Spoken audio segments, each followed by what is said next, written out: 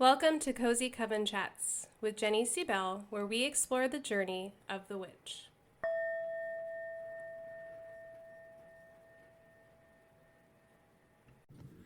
Hey witches, and welcome to another Cozy Coven Chat. My name is Jenny C. Bell, and I'm your host.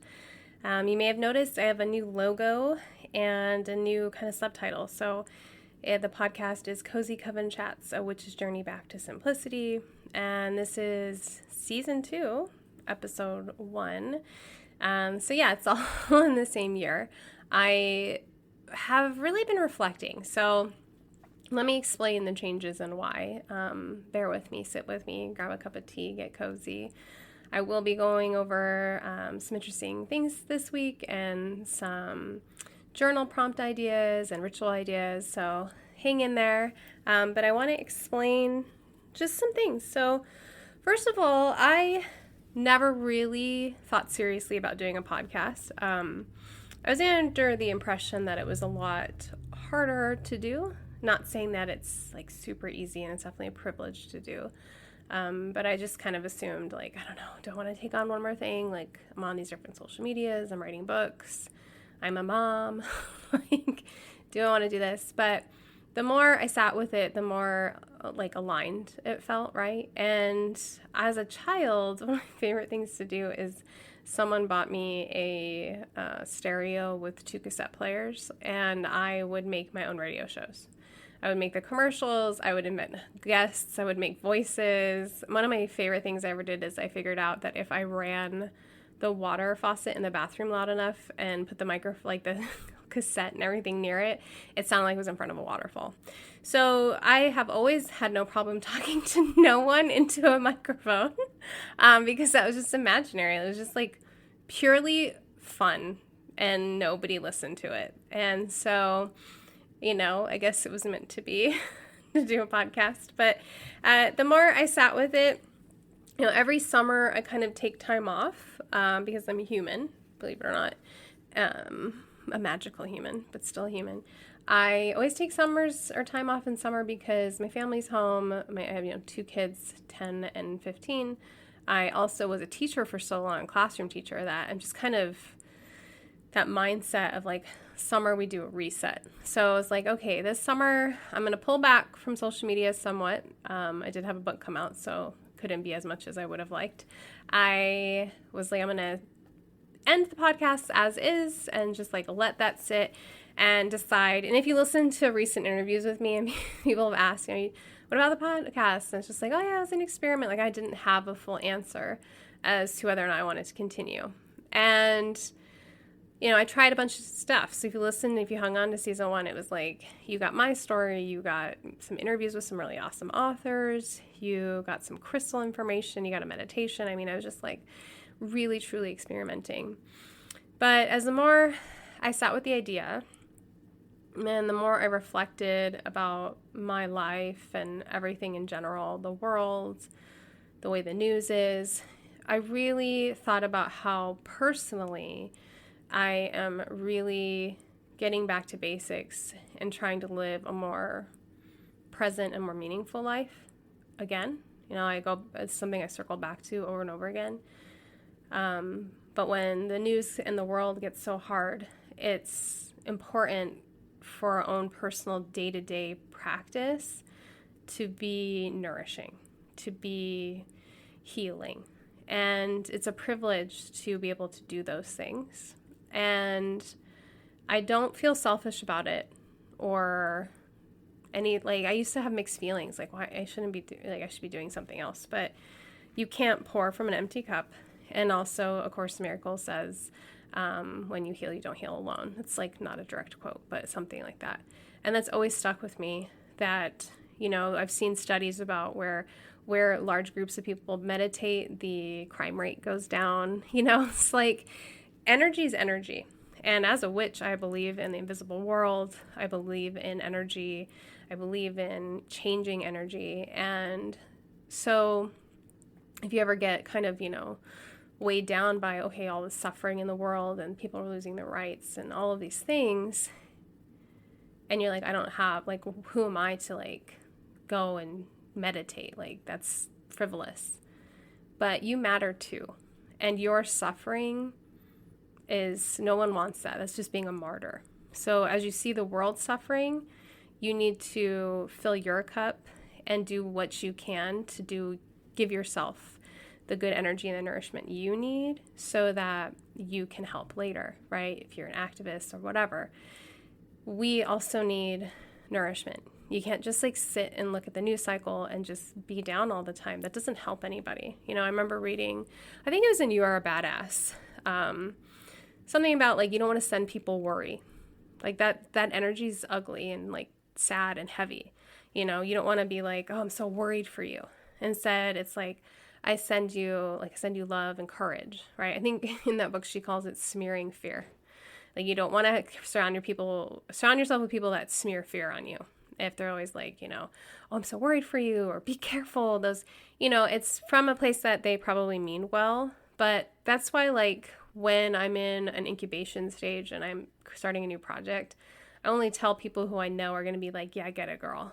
And sending you energy and sending you love, not are you crazy? You can't do that. You know what I mean?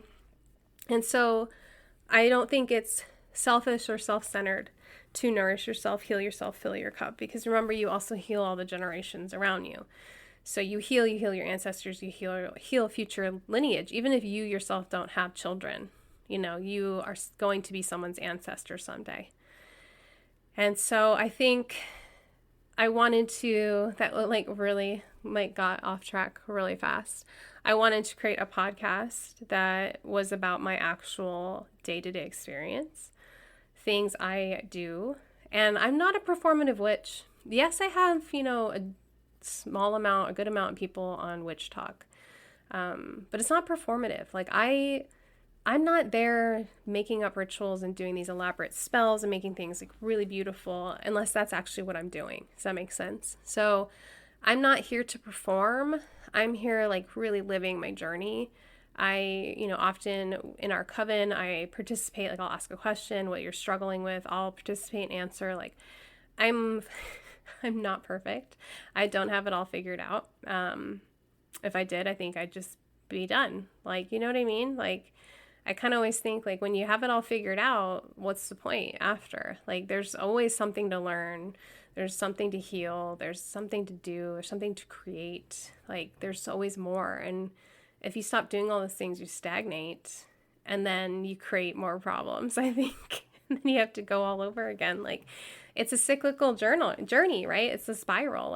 We heal and then we heal again and then we heal again, right? Shadow work's lifelong, all those things. So I really wanted to create a podcast where weekly I just share with you some of my things that I'm doing, some of the things I'm thinking about, how I'm tuning in seasonally, how I'm tuning in with the moon, a little of this and that in astrology, a little bit about journals. My own practice, I wanted to share what that looks like in this first episode. And it's quiet. My own practice is quiet. I'm a solitary witch. Yes, I run our coven and we do lives, but we don't do live ritual and things like that. I think that's pretty hard to do via Zoom. A meditation's one thing, but doing a live ritual, I don't know. Maybe it can be done. Maybe it can be done in the future, but that's just not, I don't know. I don't feel that's something I feel we can do. Instead, our lives are more meditation, their classes, their Q&As, they're chatting together. It's more about connection and being able to talk to each other and for them to be able to ask me questions face to face and, that kind of thing. And so I've been a solitary witch most of my journey of, I've been a witch now for over 30 years. So most of that journey has been solitary. I do things sometimes with my family. I've done things sometimes with a friend or two. I've got to do special things like singing bowl retreat and women's retreat and things like that. But overall, it's solitary. And I think that most of us are like that. And I think now more than ever, we need to connect with one another and we need to uplift one another and we need to hear each other's stories. And I think, as I've said before, we learn best through stories. That's why I was a literature major. That's why I love teaching English. I think you can teach so much with a book or with a story more than if you just sort of stand there and lecture at someone, right? You can, if someone tells you a story with a moral, you're more likely to remember that than if they were to just be like, don't do that. And so all of these things swirled around me in the summer, thinking about my own practice, thinking about how I need to nourish my own self, how I need to, kind of like where am I taking our coven in the future, and how story's so important and how people need connection, especially those of you who I know are isolated, maybe that you can't or don't feel safe, being on a spiritual path that's different than the people around you. This is for you. This is for us. This is a time for you to come with your journal, your tea, a cozy blanket when it gets cool, or finally your cat, right? And, consider me your aunt, your sister, your friend that's also a witch, and I'm just sharing about my own experience. So that's where we're going this season. And I feel locked in. I feel like this sounds really fun. I hope to do one every week. I am a human. I do get sick. I do have children. And, just see. But that's the plan for now. So I'm hoping to put these out every Sunday so you can kind of start your week with me. And so we're looking at the week of August 18th.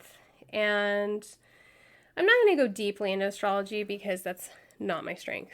But Friday the 22nd, the sun does go into Virgo, and we also have a new moon in Virgo, right? And so let's talk about that real quick. New moon energy and full moon energy. I always think 3 days before the actual moon and 3 days after, you're good enough in there. So if you're not off Friday, you have weekends off, do your new moon stuff on the weekend, okay? And same with like say Wednesday or Thursday off. So you just make it work for you. It's like, again, it's not performative. There's no one, if you're not posting, no one's gonna be like, oh my God, I can't believe you did your new moon ritual on the 20th. Like, it's not like that, right? So new moon, I like to think of it as it's like in between. So you can celebrate it as a fresh start. You can celebrate it as a closing, right? In every ending, there's a beginning. And so you can celebrate it as both, or you can celebrate it either or. So some things I like to do personally is I like to cleanse. I like to do a cleanse of myself, of my home, of my ritual jewelry, my ritual things, my altars. So new moon is often when I'll take everything off my altar, I'll dust it, I'll clean it, I will put everything back in a new way, right? If I'm going to make a crystal grid, I usually make them on a new moon and kind of let it go and visit them every day until the full moon. And then I really add extra energy on the full moon, and then I take them down on the waning moon. That's just kind of my own approach. Other new moon things that are great to do are to just let go of the past cycle, and that's through journaling. So something I like to always ask myself is, around a new moon. So this week I will be asking myself, what is closing for me? And what's an energy that's closing for me? What is something no longer serving me? What is something I learned this last cycle? And then I'll look forward to, where am I putting my energy? Where do I want to put my energy? What is an energy I want to attract right now? So you're kind of looking at both sides. And being in a Virgo moon, Virgo season, I'm really affected by the moon. I'm a Cancer rising. And so I'll probably have a really clean and organized house by the end of Virgo season, which is great because Leo season always makes me end up at estate sales and thrift stores, and I'm buying this and that and decorating. There's always fresh flowers. And then Virgo season comes and I'm like, no, we need to clean everything, dust it, make it look really good. And so if you find that energy, go with it, ride it, right? Ride the energy, let yourself get a clean house. And other things with Virgo, that Virgo energy is very organized. So this moon in particular, because we're getting toward the end of summer, getting towards fall, it's a really good time to take stock of everything, right? All your goals, all the intentions you set, all the manifestations you put into energy and you put focus on. It's a good time to look at all of that and reassess, because come autumn equinox, it's a good time to let some stuff go. So you may, like for me, I always have all these like goal setting. I make vision boards. I like to do this thing, and we'll talk more about it in January, but I usually will like fold my journal into 4 quarters, and I'll do like winter, spring, summer, fall, and I'll put goals according to the seasons based on like, seasonally how it would feel or energy.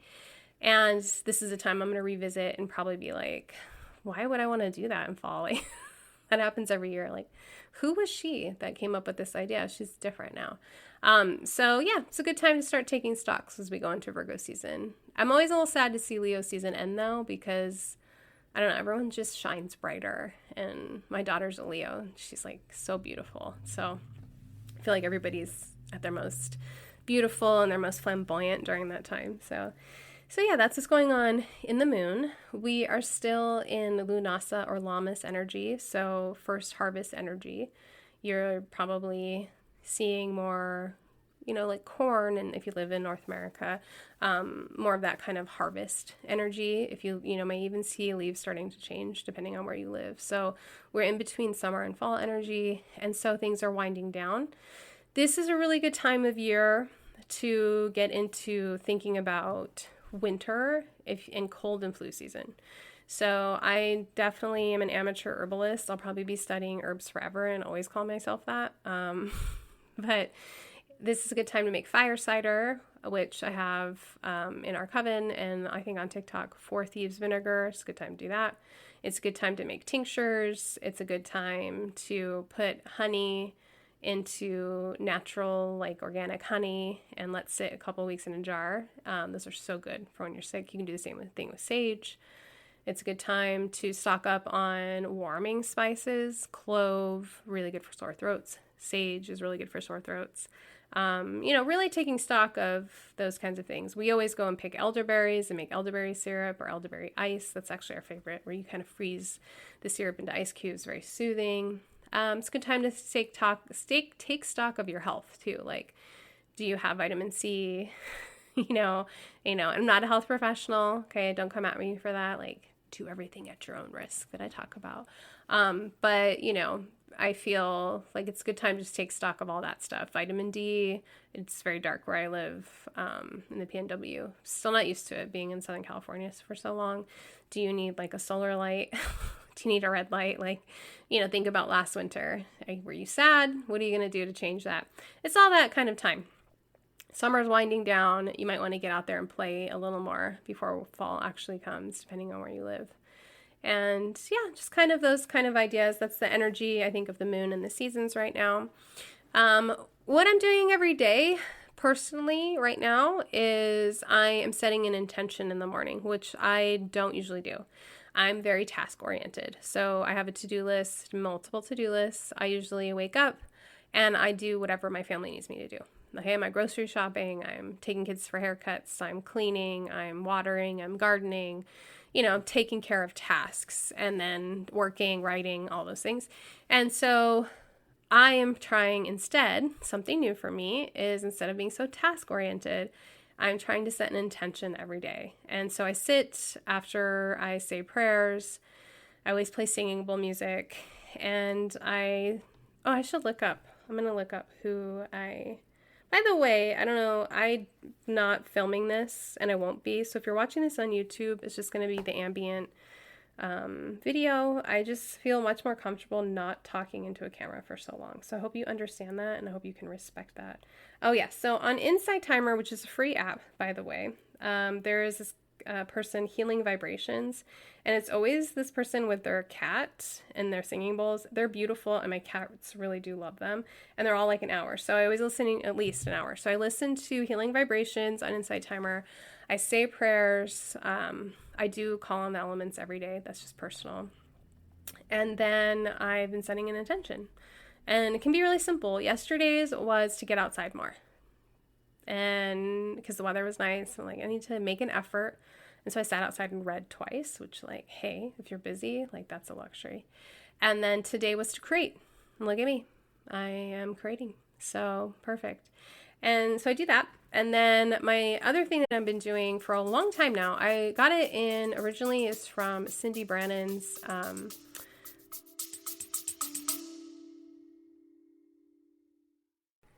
Hey, it's Jenny interrupting myself to invite you to join my private, cozy, and international community, Our Coven. We are an inclusive community off of main social media dedicated to learning and growing as witches. To learn more, please go to jennycbell.com. I can't remember the exact name, but Hecate's Cave. And then there's like more to it. She's like Hecate's Garden, Hecate's Cauldron, Hecate's Cave. And that one, she has like a simple 2-card tarot spread, and I've been using it for over a year. So and I've changed it a little. So the first card you ask, what is an energy that's leaving? So you shuffle and you think about an energy that's leaving for the day. And then you pull a card. And I only use decks that are not reversed. That's just personal for day-to-day readings. I don't want to deal with a reversed card. I do that for only bigger, more involved readings. And then the second question I ask is, what is an energy that is coming in? And so today, the energy that was leaving was Wheel of Fortune. And I was like, okay, good, because I kind of have been spinning a little bit, not knowing where to spend my energy, because there's lots of things I could be doing creatively. And then the energy coming in was the Ace of Pentacles. And I was like, okay, yeah. And in this deck in particular, it's like there's like a little being that has passed away, and all of these sprouts have come off of this being. And it's like a fresh start. It's like something has ended and you're starting over. And here I am. I wanted to start the podcast over today. So like perfect energy. And then I usually, after I pull the 2 tarot cards, I pick one of my many oracle decks, and I just ask what else I need to know that day. And I just like close my eyes and I see the decks in my head, and like one pops up, and I just go with that. Tarot card, I used a different deck today, but for a while now, I have to say almost daily, I've been using the Mother Peace Tarot, which is from the 80s. I got it. I found it used, and it's round, and I love it. It's just so like divine feminine. It's kind of weird in a good way, and this readings are like spot on. And there's even blank cards in there, and a couple times for the energy leaving, it's been a blank card, and I just kind of laugh. It's like, they're like, we don't know what's leaving, girl. Like, I don't know. And so that's kind of my daily practice on that. And then I always meditate. And then lately I've been setting an intention. I also like to take a walk or do yoga. I like to move my body in some way, weightlift. And then in the evening, I haven't been journaling, but I intend to start up again. So part of doing this, I'm like, okay, if I'm giving you the questions, then I should also journal.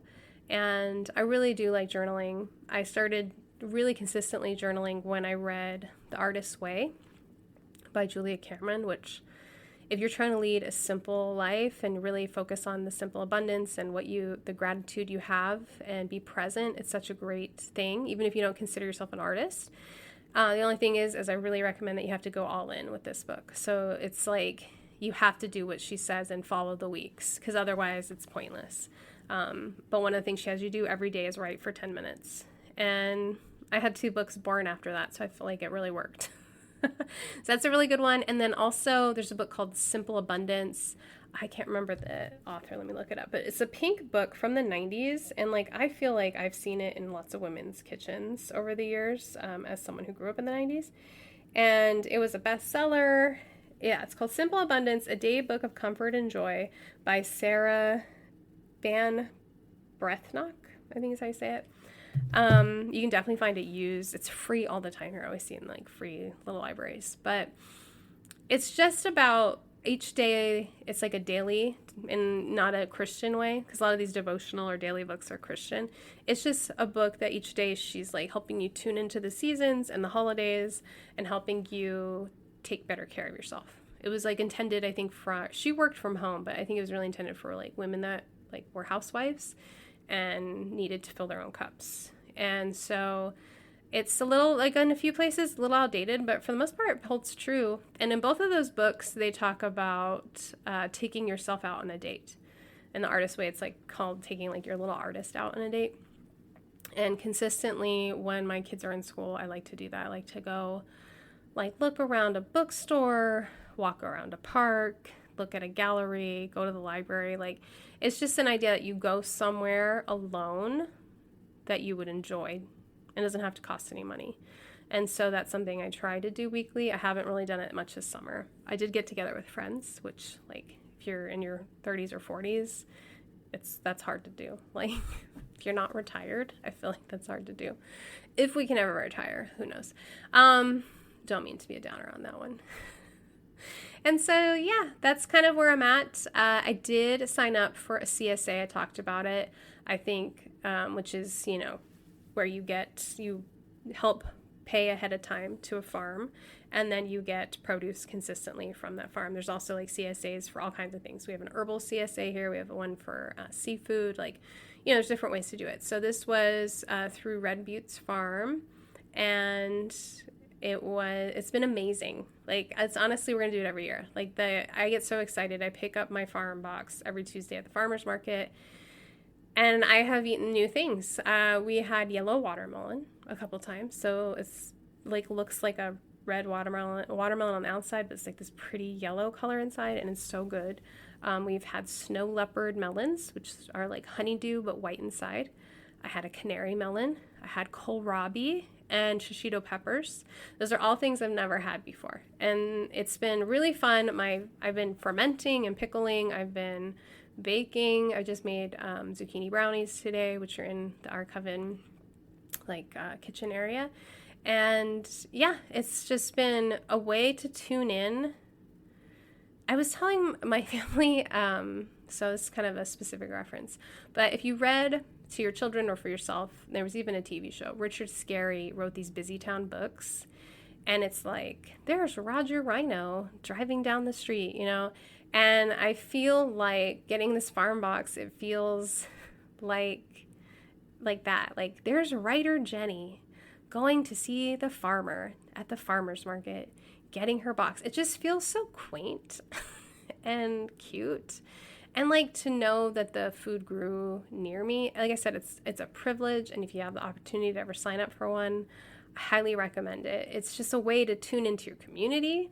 It's a way to tune into the seasons, to where you live, what can grow there, and when they grow. That's really cool. Like getting corn. I got corn right in time for Lunasa Lammas. I was like, this is so cool. This is first harvest. I have fresh corn, just like all the books talk about, right?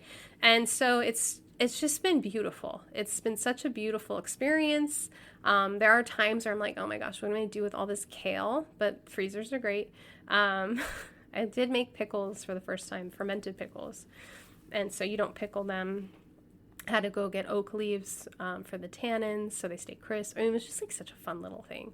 But I do really like to cook. So I've also been collecting lots of herbs from my own garden and drying them and turning them into tinctures and salves and oils. Like, definitely been busy in the kitchen witch side of things. And it's been one of my favorite things to do this summer is to be collecting from my own yard and then getting my farm box. We have successfully grown tomatoes and lemon cucumbers and some squash. First time ever having garden beds, and we're doing pretty well, I think. Definitely learning a lot. And that's what's great about just getting outside and doing those things. Yeah, so that's kind of where I'm at. Kids are going back to school, and I'm starting to think about, what am I putting into motion? I will be starting another book. I already have it outlined. I'll be writing. I have a lot to be grateful for, and that's something I return to often, is, when I see the news or I feel overwhelmed by what's happening in the world, I think about my own self, my immediate family, and then I think about my town, my community, and I try to find gratitude for all of those things. And that was what's nice too about these daily intentions, is I set an intention for myself, for my family, and the world. And it feels good to put good energy out, and I don't want to send out worry. So yeah, I really I hope you've enjoyed this. I don't think they're all going to be this long, unless there's something really exciting to talk about. I mean, I guess when we get near Halloween, I'll have a lot to talk about. But yeah, I really want to share my journey, my experience, my thoughts. Like I said, I'm a solitary witch. It's part of why I created our coven. I also want community. And I've actually tried to make some community here in my town. I haven't been 100% successful. I have good friends, but I'm talking about like witch community. But I'm open. I'm going to keep trying and see what happens. I think the right people, the right community will come along when I'm ready. Definitely trying to put more of that out there. And, the energy sometimes takes a while to return. It was a really interesting summer having a book come out. I talked about this. If you get my newsletter, you saw this, but this last thing I'm going to chat about a little bit and then we'll wrap it up. But I really went through something similar to postpartum depression, like from a lot of summer. Prior to the book coming out, once the book was released and all the promotion to go with the book, I really kind of struggled with it. And I did have postpartum anxiety with both children, but this was definitely more of a postpartum depression. And yeah, I mean, it's a child in a way, and I can say that because I've had children. A book, I really was very vulnerable in Spirit Crystals. The practices in that book are my own practices that I've actually done in my 30 years of being a witch. They come from my personal books. The meditations are things I've done. The prayers are things I've said. It's so vulnerable, and it felt kind of raw and scary to know that anybody could just go get it and read it. You know what I mean? The idea, it's I've wanted to be a writer since I was small. I'm proud of the book. I was so excited to get it published. But then there was a part of me that was like, oh my God, really, this is really out there. This is my personal practice, thoughts, ideas, and anybody can read it, even people that don't like me. You know what I mean? That's kind of, I'm a recovering people pleaser. So that was definitely intense. And there was also a part of, my ego just was like, who do you think you are? It's not going to sell. Why would you even do this? You should have never left teaching. There's this, the ego came back with a vengeance. I had nightmares and night terrors. I had anxiety. I had fits of crying. It was I was exercising demons. And I really hope that the next book comes out in spring. I really hope it's not like this. I don't think it will be. I think it had something to do with this being the first, and it really solidified that I made it in my mind. You may look at me and be like, what are you talking about? But I chose a career early on. I was I was a nanny, I was a babysitter, I was a camp counselor, I was a tutor, I was a substitute teacher, and then I was an actual teacher at 22. And then I got my credential and everything 23. And I was so focused and so driven. I was a very young teacher. And I decided to walk away from that, even though I poured money and time into it and, went to all these conferences and I walked away for a lot of reasons. And then I really needed this book to come out to show that you did it. You did switch careers. You are an author now. And so there was a lot wrapped up in that. A lot of the crying was cries of relief and joy, because I know a lot of us we shouldn't need external validation, but it feels good sometimes. And I'm being very vulnerable and raw with you right now. I didn't expect to take this turn, but here you are, dear listener. But yeah, I really struggled, and it's out in the world. And what was so interesting is Uranus went into Taurus in 2018, which is when my life broke apart and I switched and all these things. And it left my sign on July 7th, and my book came out July 8th. And that's when I felt that chapter of struggle, because for so long I felt I was in a snow globe that someone mixed up and the snow wouldn't fall. I had felt the wheel of fortune just spinning. And I'm am I doing this right? Am I on the right path? I had so many questions and so many struggles and so many failures. And then the book came out and it was you're doing it. This is right. This is the right move. It was the validation I needed from my guides more than I think the outside world. So yeah, it's been a long summer for me. I feel I've gone through a lot emotionally, a lot of shadow work, a lot spiritually, and I'm coming back to myself in a different way. I do feel wiser. I do feel stronger. And I want to share that. And I want to share how I really try to lead a simple witchy practice. Simple in the fact that it's solo and it's all about just tuning into myself, my guides, the earth, the moon, and, whatever kind of makes me feel good. So thank you for listening. I hope you tune in next time. Please like, share, and subscribe, and give me a review too if you enjoyed this. As always, thank you for listening. Please subscribe and share with a friend. If you haven't already done so, be on the lookout for my book, Spirit Crystals. Discover your crystal guide for healing and empowerment. Available wherever you buy books.